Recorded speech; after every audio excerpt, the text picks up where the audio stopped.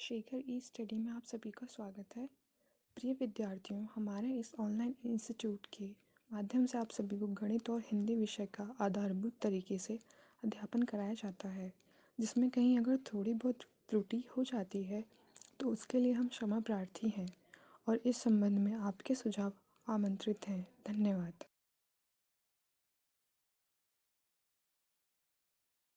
Hello दोस्तों, मैं शेखर स्वागत करता हूं आपका अपने YouTube channel Shekhar study point पर। दोस्तों, ग्राफ एवं तालिका आपकी चल रही थी जिसमें हम ग्राफ को पढ़ रहे थे। ठीक है, हमने पाई ग्राफ पूर्णतः समाप्त कर लिया है। बार ग्राफ का एक पार्ट आ चुका है बार ग्राफ का आज पहला पार्ट होगा। ठीक है, इसी क्रम में धीरे धीरे आपका सिलेबस कंप्लीट कर लिया जाएगा। जितने टॉपिक आपके परीक्षा के व्यू से महत्वपूर्ण है उन्हें पहले बता दिया जाएगा। उसके बाद आपको प्रैक्टिस सेशन के माध्यम से अन्य जो महत्वपूर्ण प्रश्न है या विगत परीक्षाओं में आ सकते हैं उनको भी बताया जाएगा। ठीक है, तो बेहतर तैयारी के लिए आप लगातार वीडियो को देखते रहिए। अगर आपने पहले के वीडियो नहीं देखे तो उन्हें भी देखिए, क्योंकि शुरू से देखने से एक बेस तैयार होता है। वहां से अगर आप देखेंगे तो आपको बेहतर समझ में आएगा। बीच से देखेंगे तो हो सकता है समझने में दिक्कत हो। हाँ, गणित के वीडियो अवश्य देखिएगा, क्योंकि वहां से आपको कैलकुलेशन का पता चलेगा। जैसे प्रश्नता पूछ देता है, संख्याओं से रिलेटेड पूछ देता है, सरल अंकगणितीय समीकरण पूछ देता है, तो उन सबको अगर वहां क्लियर कर रहेंगे तो ग्राफ और तालिका आसानी से आप सॉल्व कर पाएंगे। ठीक है, आइए उसी क्रम में आज पार्ट 6वां होगा, जिसमें हम आज से बार ग्राफ को देखेंगे। ठीक है, पाई ग्राफ पूर्णतः समाप्त हो गया है, बार ग्राफ की आज से शुरुआत होगी। देखिएगा, आज का पहला प्रश्न है बार ग्राफ से रिलेटेड। ठीक है, बार ग्राफ आपकी शुरुआत है, यहाँ से भी प्रश्न आ सकते हैं। पाई ग्राफ आपको पूर्णतः पढ़ा दिया गया है। अगर कहीं आपको दिक्कत होती है तो कमेंट बॉक्स में पूछ सकते हैं। संस्था का व्हाट्सएप नंबर चलता है, वहाँ भी पूछ सकते हैं, या जिस तरीके से आप हमसे जुड़ना चाहें वहाँ भी आप पूछ सकते हैं। ठीक है, या तो कमेंट बॉक्स में आप कमेंट कर देंगे तो भी मैं वीडियो बना के बता दूंगा। ठीक है, तो देखिए, पाई ग्राफ कंप्लीट है, बार ग्राफ की शुरुआत है। ये आपके सामने साधारण सा एक बार ग्राफ है जिसे पढ़ना है और आपको इसका आंसर देना है। ठीक है, बार ग्राफ को ध्यानपूर्वक देखें और नीचे दिए गए प्रश्न का उत्तर दें। ये देखिए पूरा ग्राफ है, ये क्या दर्शा रहा है? परिवार की कुल कमाई का प्रतिशत। ये जो लिखा है ये प्रतिशत है। ठीक है, परिवार की कुल कमाई का क्या है? प्रतिशत दर्शा रहा है। ठीक है, क्या दर्शा रहा है? प्रतिशत, जिसमें पिता सम्मिलित है, माता सम्मिलित है, बेटा सम्मिलित है, बेटी सम्मिलित है। देखिए, इनका बार ग्राफ बना हुआ है। ठीक है, अर्जित प्रतिशत, देखिए ये जो ये लाइन खींची नहीं अर्थात इसको बता रहा है। ये क्या दर्शा रहा है? अर्जित प्रतिशत, मतलब पिता 33%, माता 23%, बेटा 24%, बेटी 20%। अच्छा, ये जो नंबर की गई होती है, ये जो अंक लिखा है इन्हीं के थ्रू लिखा गया है। जैसे ये चूंकि मैंने अपने हाथ से बनाया प्रतीकात्मक रूप से, जब आप प्रिंटेड फिगर देखेंगे इसका, ठीक है, तो ये जो 20 है ना, 20 ये 20 के सामने रहा होगा। ठीक है, एकदम ऐसे सामने 20 के सामने रहेगा।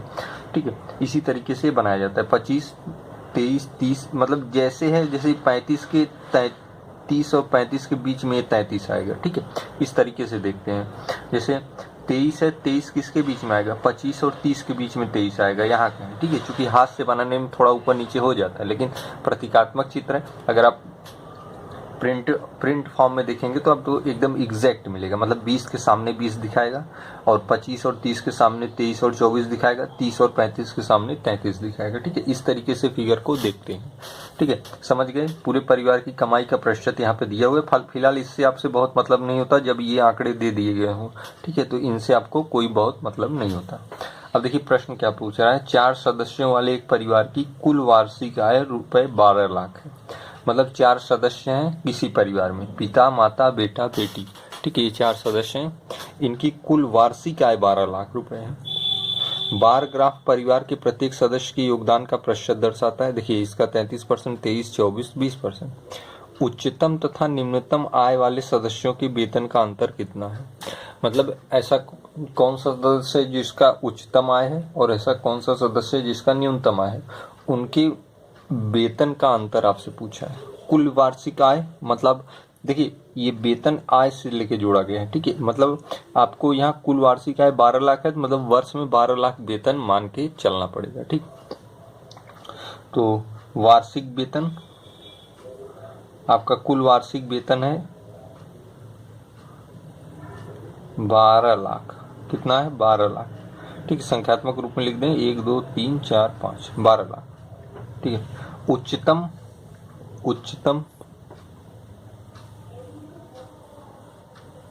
उच्चतम कौन सा है यहाँ पे देखिए, यहाँ पे देखिए उच्चतम 33%। ठीक, अभी इसे परसेंट में ही रहने दीजिए। न्यूनतम, क्योंकि उच्चतम और निम्नतम की बात किया है, न्यूनतम कौन सा है बेटी है 20%। ठीक है, वाले सदस्यों के वेतन का अंतर कितना है, तो पहले परसेंटेज का अंतर कर लीजिए। 33 और 20 के बीच कितने का अंतर है, 13 का अंतर है। कितने का, 13 का अंतर है। ठीक है, 33 और 20 के बीच कितने का अंतर है, 13 का। 13% का अंतर है, इसी को संख्यात्मक रूप में पूछा है। वेतन का अंतर कितना है, प्रतिशत अंतर नहीं पूछा है, अंतर पूछा है, अर्थात संख्यात्मक रूप से पूछा है। तो कुल वार्षिक वेतन कितना है, 12 लाख। कितना, 12 लाख। इसी का 13% निकाल दीजिए, इसी का 13%, 13/100। 0 0 से कट जाएगा, 0 0 0, 3 0, 13 2 में 26, 13 1 में 13, 14 15, 1,56,000, 1,56,000। ठीक है, कितना है, 1,56,000। तो उच्चतम तथा निम्नतम आय वाले सदस्यों के वेतन का अंतर कितना है, 1,56,000। कैसे कैसे किया आपको समझ में आया होगा। पूरा वार्षिक वेतन 12 लाख है, चाहे इसे आय कहिए चाहे वार्षिक वेतन कहिए। ठीक है, 12 लाख हमने यहाँ पे लिख दिया, 12 लाख है पूरा वार्षिक आय वेतन। अब उच्चतम 33% है, निम्नतम 20। देखिए 20 से छोटा कोई नहीं है, 33 से बड़ा कोई नहीं है। 33 उच्चतम, 20 न्यूनतम।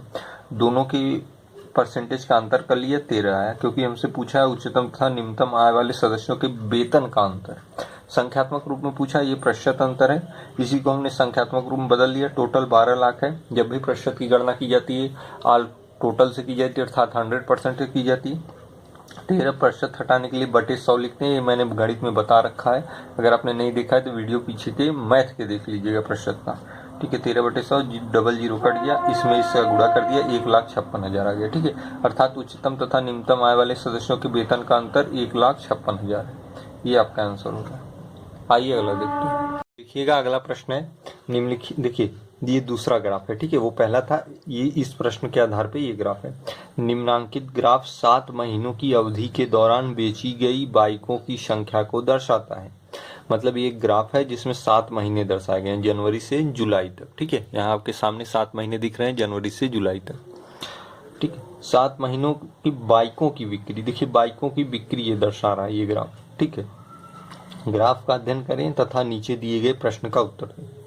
मतलब आपको ग्राफ के माध्यम से प्रश्न का उत्तर देना है। लगभग मैंने यहाँ पे देखिए एग्जैक्ट रूप से बनाया है। जनवरी में 200 बाइक, फरवरी में देखिए 300 बाइक, देखिए इसी के सीध में रहता है हमेशा। ठीक है, मार्च में देखिए 100 बाइक, ये देखिए 100 बाइक। अप्रैल में देखिए 200 बाइक, देखिए बराबर हैं दोनों। मई में देखिए 400 बाइक, जून में देखिए 500 और जुलाई में देखिए 600। मैंने कहा था ना, ये जो आंकड़े लिखे रहते हैं इसी के सामने के ये बार ग्राफ वहां तक जाते हैं। जैसे ये यहाँ तक कितना दर्शा रहा है, 600 दर्शा रहा है। जून को यहाँ तक बार ग्राफ किसके दर्शा रहा है, 500 तक। ठीक है, तो आपको ये जब भी देखना होता है इसी के सीध में देखना होता है। मतलब ये जो आंकड़े लिखे गए हैं उसी के सीध में ये रहेंगे। अगर मध्य में रहता तो यहाँ कहीं मेल खाता। ठीक है, तो अधिकतर जो मध्य में आंकड़े रहते हैं वो यहाँ लिख दिए जाते हैं ताकि आपको कंफ्यूजन ना हो, या तो बहुत लेंदी प्रश्न होगा तभी ऐसे मध्य में आंकड़े बिना लिखे दिए जाते हैं। ठीक है, तो फिर से देखिए बार ग्राफ, निम्नलिखित ग्राफ 7 महीनों की अवधि के दौरान, 7 महीने जनवरी से जुलाई तक बेची गई बाइकों की संख्या को दर्शा रहा है। ग्राफ का अध्ययन करें और नीचे दिए गए प्रश्न का उत्तर दें। ठीक है, ये बाइकों की संख्याओं को दर्शा रहा है। ठीक है, मैंने मिला के बता दिया आपको कैसे कैसे आपको संख्याएं लिखनी। ठीक है, अगर मैं यहाँ पे लिख देता हूँ एक बार तो हो सकता है आपको और कन्फर्म हो जाए। जैसे जनवरी में 200 बेची गई। ठीक है, देखिए यहाँ तक 200 आ रहा है। फरवरी में कितनी बेची गई, 300 बेची गई। मार्च में देखिए इसी सीध में 100 बेची गई। अप्रैल में 200, मई में 400, जून में 500, जुलाई में 600। ठीक है, ये मासिक बिक्री हमने लिख दी यहाँ पे। ठीक है, अब अपने प्रश्न पर आइए। निम्नलिखित में से कौन से महीनों की वैयक्तिक तौर पर हुई बिक्री किन्हीं अन्य 3 महीनों की कुल बिक्री के बराबर। देखिए निम्नलिखित में से कौन से महीनों की वैयक्तिक तौर पर हुई बिक्री, महीनों की वैयक्तिक मतलब केवल उसी महीने की बिक्री। जैसे अगर हम पहला विकल्प लें जून और जुलाई, ठीक है, इनकी वैयक्तिक बिक्री मतलब इसी महीने की केवल बिक्री। जैसे जून की क्या है, 500 है। जून की बिक्री क्या है 500, जुलाई की क्या है 600 है। तो मतलब निम्नलिखित में से कौन से महीनों की वैयक्तिक तौर पर बिक्री, मतलब इनकी दोनों की बिक्री किन्हीं अन्य 3 महीनों की कुल बिक्री के बराबर है। इसका मतलब ये हुआ कि जून की बिक्री जो 500 है ये किसी 3 महीने की बिक्री के योग के बराबर होगा। जुलाई की बिक्री जो 600 है यह किसी 3 महीने की बिक्री के योग के बराबर होगा। ठीक है, हमने पहला विकल्प लिया है, हालांकि कोई भी विकल्प सही हो सकता है, ऐसा नहीं कि पहले ही सही हो जाए, लेकिन पहले को हम लेके चल रहे हैं। ठीक है, अब देखिए प्रश्न आप समझ गए। हिंदी में भाषा में आपको थोड़ा सा कंफ्यूज किया है कि निम्नलिखित में से कौन से महीनों की वैयक्तिक तौर पर हुई बिक्री, मतलब इस महीने की व्यक्तिगत बिक्री जून की 500, जुलाई की 600 किन्हीं अन्य 3 महीनों की कुल बिक्री के बराबर है। मतलब इसकी बिक्री भी 3 महीनों की बिक्री के बराबर होगी इस ग्राफ के माध्यम से, और इसकी भी अन्य 3 महीनों की बिक्री के बराबर होगी। अब देखिए ऐसा कौन सा 3 महीना है जिसे जोड़ने पर 500 आ जाए, ऐसा कौन सा 3 महीने हैं जिनको जोड़ने पर 500 आ जाए। देखिए पहले ले लीजिए मार्च 100, ठीक है, अप्रैल 200, 2 1 3 2 5, देखिए 200 200 और 100, तो हम कह सकते हैं जनवरी 200, हम यहाँ लिख सकते हैं जनवरी, ठीक है, देखिए जनवरी 200 है तो ऊपर लिख दें 200, ठीक है, मार्च 100 है, मार्च 100, फिर देखिए अप्रैल 200, अब देखिए 200 और 200 400, 400 और 100 500, 500 किसके बराबर हो गया, इसके बराबर हो गया। इसलिए हम कह सकते हैं कि जून महीने की बिक्री जो 500 है वह जनवरी महीने की बिक्री प्लस मार्च महीने की बिक्री प्लस अप्रैल महीने की बिक्री के योग के बराबर है। ठीक है, अब देखिए जुलाई का जोड़िए, जुलाई की 600 है तो कौन सा ऐसे 3 महीनों को जोड़ दे कि 600 हो जाए, 3 महीनों को जोड़ना है, ध्यान दीजिए, 2 नहीं, जैसे नहीं कि 4 2 6 कर दिए मई और अप्रैल जोड़ के, 3 महीने जोड़ने हैं। तो 3 महीने पहले छोटा वाला ले लें, मार्च 3 4 2 6, ठीक है, ऐसे हो सकता है। मार्च, फरवरी शुरू क्रम से लें, फरवरी 300, ठीक है, फरवरी, मार्च,